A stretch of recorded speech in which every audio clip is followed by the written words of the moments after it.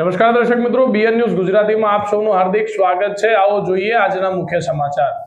સુપ્રસિદ્ધ યાત્રાધામ ડાકોર રણછોડજી મંદિરમાં પૂર્વ મેનેજર રૂપેશ પ્રફુલ્લચંદ્ર શાસ્ત્રી પર વધુ એક પોલીસ ફરિયાદ।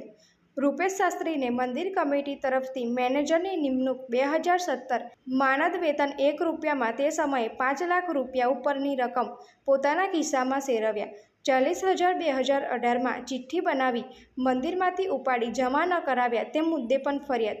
વર્ષ 2024માં રોકડ તપાસતા 9,47,000ની કમિટીની મંજૂરી મેળવ્યા વગર ખોટો ખર્ચ ડીઝલ બાબતે કરાયો, જે સ્પેશિયલ ઓડિટમાં ક્વેરી આવતા કમિટીએ તેની સામે કાયદેસરની પોલીસ ફરિયાદ કરવાની નોબત।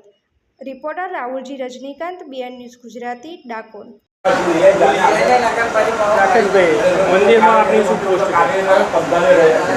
શ્રી રણછોડજી મહારાજ મંદિરમાં હું ઓફિસ સુપ્રિન્ટેન્ડન્ટ તરીકે ફરજ બજાવી રહ્યો છું। આજે હાલ રૂપેશભાઈ શાસ્ત્રી ઉપર જે ડાકોર પોલીસ સ્ટેશનમાં ફરિયાદ શું કહેશો?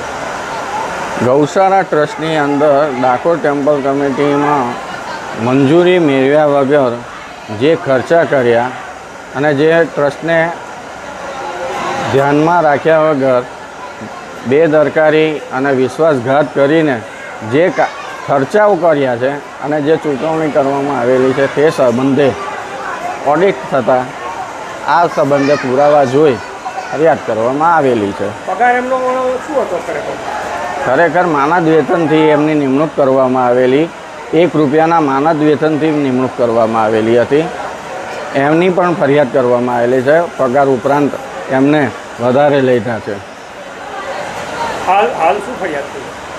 હાલ ગૌશાળા ટ્રસ્ટની અંદર જે કમિટીની મંજૂરી મેળવ્યા વગર જે કાર્ય કરાયું છે અને ખર્ચા થયા છે એ ગૌશાળા ટ્રસ્ટના વિશ્વાસઘાત કરી અને છેતરપિંડી કરી કમિટી સાથે અને આ બેહુદા કાર્ય કરી અને જે મોટા ખર્ચમાં ઉતાર્યા છે તે સંબંધે આ ફરિયાદ કરવામાં આવેલી છે। કેટલા રૂપિયાની થઈ?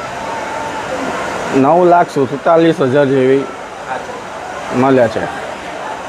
તો હવે આમ સામાન્ય કમિટી શું નિર્ણય લે છે? કમિટીએ તો નિર્ણય લઈને જ આ કાર્ય કરવાનું કીધેલું છે।